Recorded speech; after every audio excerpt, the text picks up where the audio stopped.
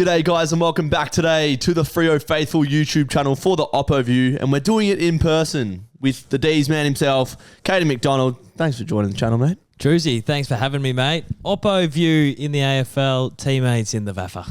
Yeah, that's it. 180-point loss on the weekend for us, but we'll bounce back. Well, we could be trending in that sort of direction for Saturday with my mob, so highly concerned. Talk to me about it. How concerned are you? We went to the GWS game about a month ago and you looked all right. You were pretty optimistic coming into this year. Where are your D's at? Yeah, that's a win in my book. So we're 1-4 at the moment because Lockie Keefe is a VFL player and he's never kicked a goal like that in his life. So 1-4. Yeah, it's been a rough month of footy. Obviously, you lose to North Melbourne, but you're sort of expecting them to pop a bit this year, get those 6 to 8 wins. But it looks like they're just going to be a rabble like they normally are. So that result's starting to look a bit funky. Gold Coast, I think, are real. I think they're one of the best sides in the comp. They're doing that to teams every week. So that is a result that you can sort of brush off. And then Geelong and Geelong, that's the most sort of GMHBA result that we've ever had, where you just sort of, you're in it, but you're not really in it. And they're very professional. The Essendon one's arguably the most disappointing. I thought we were going to bounce back, to be honest. Like, you don't get to 0-4 that often, and Essendon are prime for the picking, and we made them look very good. So that's very concerning going into this week. And yeah, the season's a write-off. We won't make finals, but it's a year of experimentation. Like, we're in the middle of transforming our game plan. So I just want to know by the back end of this year that we're all on the same page from a game plan perspective, and we're one of those teams that get into form in the back half of the year. You know how the Saints were like, oh, the Saints were bad in the back half of the year, and it sort of set them up for this season. Yeah. I want that to happen with us this year. We might go 0-9, 0-10. Like, I don't know how this is going to go, but I just hope we can fix it middle of the year. We're all on the same page, and then we can make decisions around the footy club knowing where we're at. There's a lot of talk around the D's at the moment. They're probably the biggest story in football right now. And the last sort of couple seasons, it's felt like this. Like, all the bad sort of raps have all fell on the D's. Yep. Like, coming into this year, I had you finishing top 8, probably a little bit influenced by you. But, like, going into that Essendon game, I think you would have said coming into this year the ceiling's higher for the D's. So the fact that they sort of comprehensively beat you. And the most concerning thing for you guys is the scoring. Talk to me about the scoring, and then we can get on to some of the other problems. Yeah, it's the method. The method's not working at the moment. We do this really cool slingshot footy thing where it takes us 3.5 kicks, and we've got players out everywhere inside 50. And I've never seen us do it before, so that's obviously a part of the evolution of the footy club, but we're not capitalising on it. So on one hand, I'm really impressed by changes we've made from a game plan perspective, but then on the other hand, it's not resulting in anything. So it's becoming frustrating. We're getting enough supply. We've won the inside 50s in every game, I'm pretty sure, but we're kicking 50 points. Yeah. So we're getting 50 inside 50s for 50 points. And someone wrote on Twitter, the D's need to manufacture 80 to 90 inside 50s to win games at the moment, which is like impossible. So we're getting the supply. We're not turning it into anything. There's a raft of issues to do with that, like the tall forward. We don't really have any tall forwards, but there's been teams that have played smaller and got the job done historically. Yeah. So there's plenty of ways to skin a cat. We're just without a fucking pair of scissors at the moment. So smash that. Yeah. So if your midfield and your inside 50s are working, why is there so much criticism around Viney, Track, Oliver? Like, surely if you're getting the supply inside 50 and the score isn't scoring, is it that they're getting their hands on the ball and they're just butchering it, or what is it? No, because Track used to run through 3 defenders and now he can't. He doesn't look as strong as what he did. Clary used to weave magic with his hands and it's not quite the same. Clary's still one of the best midfielders in the comp this season. I think he's had 30-30 and I don't know what he got on the weekend, but he's been very good. He's just a result of his own standards. Like, people are just holding him accountable to himself, which is fair enough and what you got to do. But he's been really good this year for us. But he just hasn't been Clary. Yeah. So he has been phenomenal, but just not quite up to his lofty standards. And then Viney, man. I mean, 5 months ago, he won our BNF. 12 months before that, which is a long time ago to go back, but he was in and around the All-Australian squad. Yeah. Might not have. Or maybe robbed off it. I think he might have made the squad. Yeah. Maybe. Far out. He had a phenomenal couple of seasons. So I don't know if he's carrying anything or coming off a butchered pre-season, but the man is a fumble machine in and around. Like, he lets it bobble a bit too much. He's still a great tackler. He still applies the pressure, but man, in and around where we need him to win it and be clean, he's just bobbling it heaps and it's frustrating. And then his disposal by foot maybe is a product of the change of game plan, but he's just butchering his kicks. And he's never been a great kick, but he's never been a horrendous kick. So we're getting like almost the worst iteration of Jack Viney this season, which is really disappointing. Yeah, it feels like these next couple months of what happens at Melbourne is really going to set up the next sort of 4 or 5 years, I feel.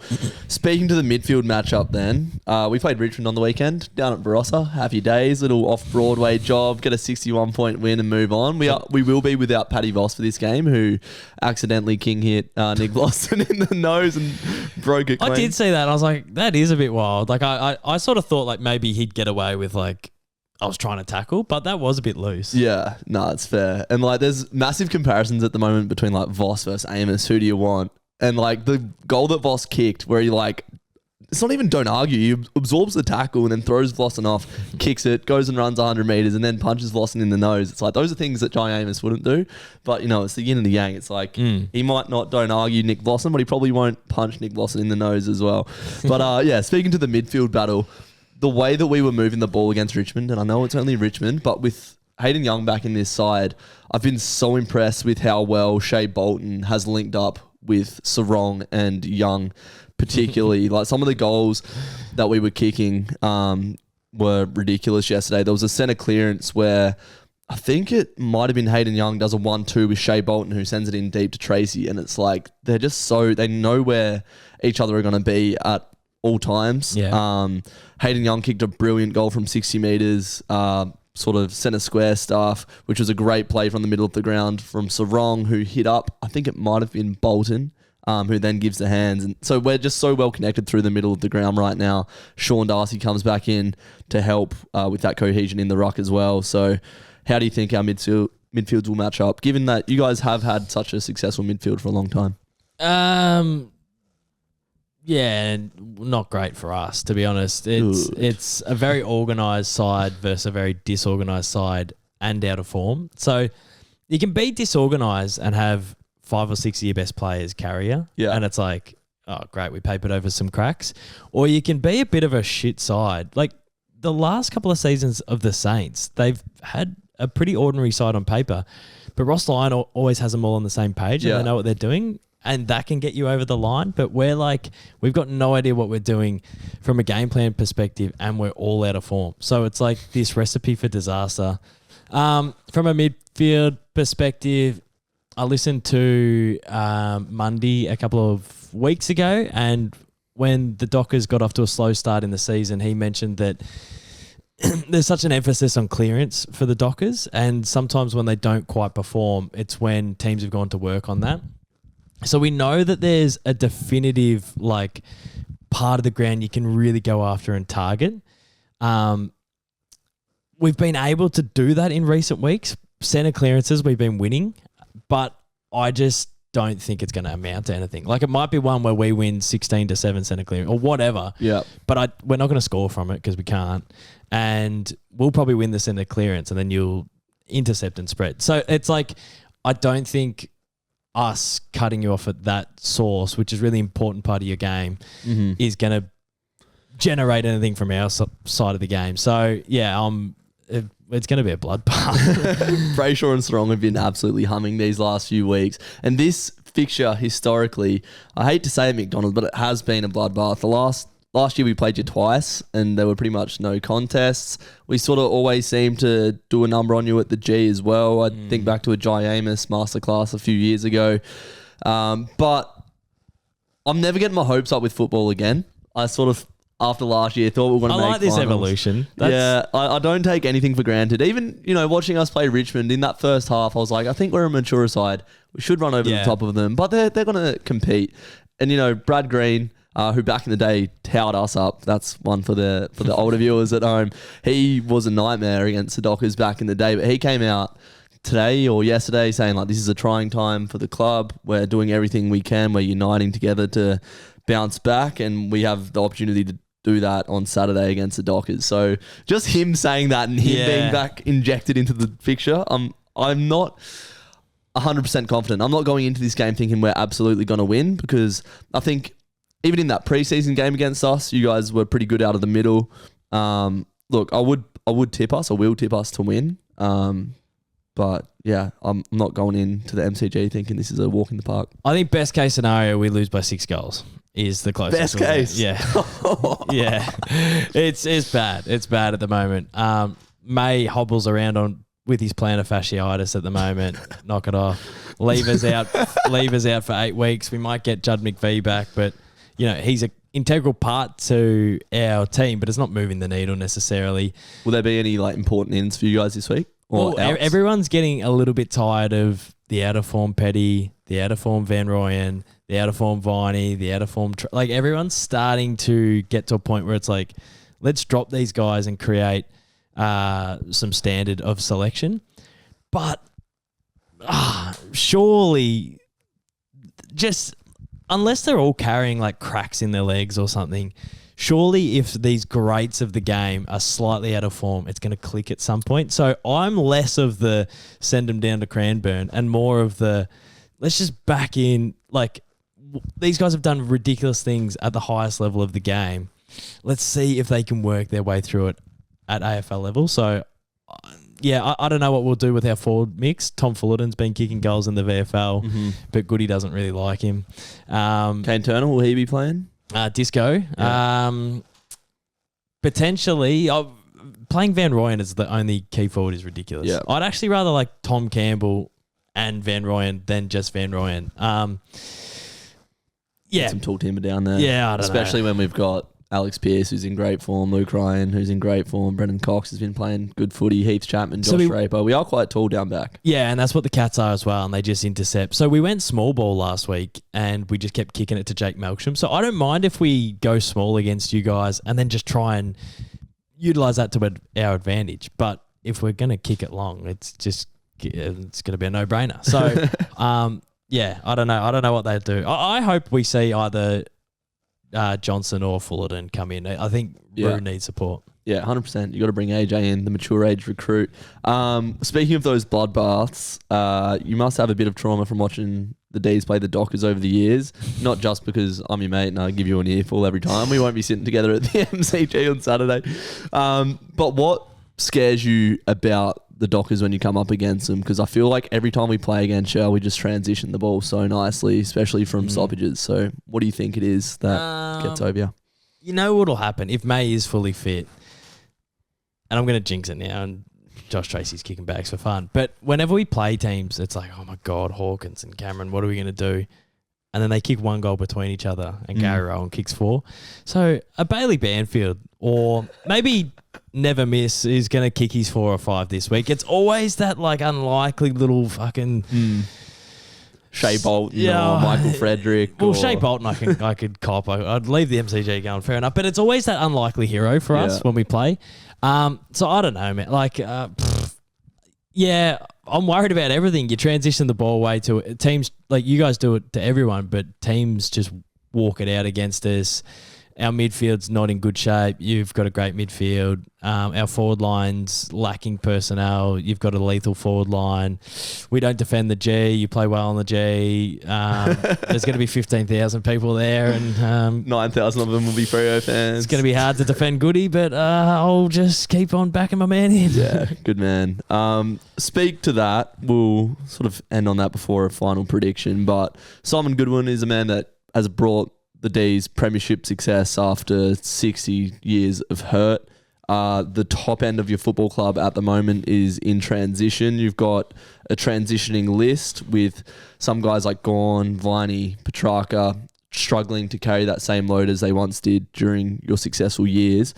There's calls for Goody to get sacked now from a lot of members of your football club. Where do you sit on that? Yeah, I don't know. I can't subscribe to you can't coach mantra because it's like, well, of course he can. Like, he's a very good coach. I've seen him transform the league twice.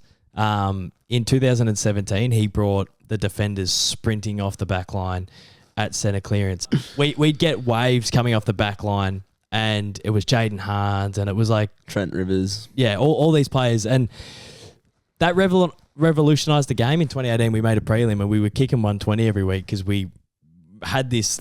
And then they made the 666 and stopped it. They stopped our game plan. Rats. So then he went, okay, all right, well, we can't do the waves off the back line. We'll do contest and defense. And he revolutionized. It's one of the best defenses, team defenses, I think statistically, to a point where Geelong had to figure out ways to combat that. Like, I remember going into 2022 and the Fox Footy shows were like, Chris Scott has spent 6 months teaching his players how to defeat the D's. And I was like, wow, like, that's cool.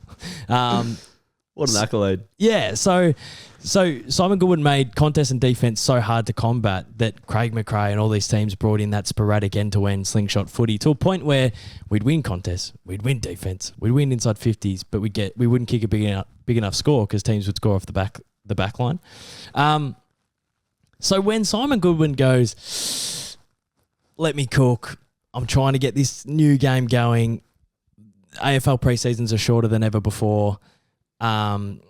We get the players for 20 sessions before we play practice games. I sort of go far out. 0-5's disgraceful. We look like an absolute mess, but you're never as far or never as close as you think in footy. Let the man cook. If the argument is it's a tired voice, the boys have heard, he's cooked the sausages 1,000 times.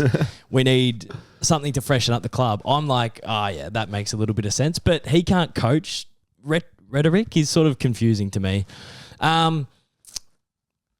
Yeah, I don't know. I think he deserves he's our best coach in 60 years. It's Norm Smith, and then under Norm Smith, it's Simon Goodwin, premiership coaches. He is our best coach in 60 years. He's brought me more joy than... Yeah, I just think they're being a bit savage, the D's. They're being a bit entitled. They're just trying to toss him out. I think he deserves, to see the season out. I think he deserves, if he wants to do a little handover with someone, let's be a stable footy club. Let's not lose our cool. Like, we don't have a CEO, we don't have a president, and people want to get rid of 5 of our best players and our coach just for the sake of just shifting a gear. And I'm like, I don't know. I think you'd rather a stable footy club than make irrational decisions like that. But I'll back him in. I back him in. I just back him in. I 100% agree with that. Stick by him. He's done so well for you up until this point. He carries himself so well through all the adversity as well. I liked his last press conference. John Ralph went in there. Little slimy John Ralph from there, son. And he starts going, just questioning his future. And Simon Goodwin, who is like a robot, and that's one of the criticisms is I think most coaches are, to be honest, because I think the same about JL. The Roos think the same about Clarko. Craig McRae sometimes gives a little bit. Bevo sometimes. Yeah, but everyone loves Craig McRae. No one's... Yeah, but Simon Goodwin is like just robotic, and John Ralph starts like sniffing around and asking some questions, and Simon Goodwin goes, yeah, I've been at this club for a long, long time. I've seen us through highs and lows. We're working really hard at all the stuff that you're referencing, and I think I'm pretty well credentialed. And I just went far out. Like you. Sometimes it's better the devil you know than the devil you don't. You get rid of Simon Goodwin. You don't have a CEO. You don't have a president, and you bring in, I don't know, Mark Neild, for example. You take your club back 5 or 6 years. So it would want to be a pretty good appointment to remove Simon Goodwin from his seat, because I do think he's as well credentials.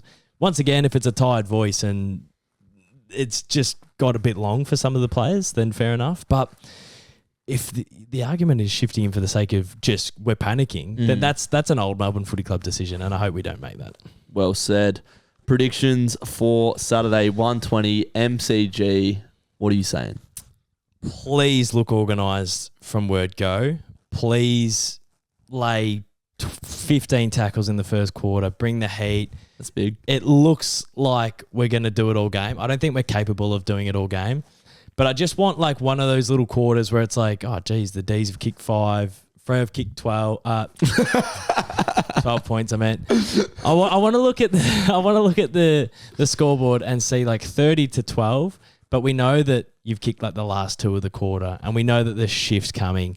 But I don't know. I just want us to start well. So hopefully we start well.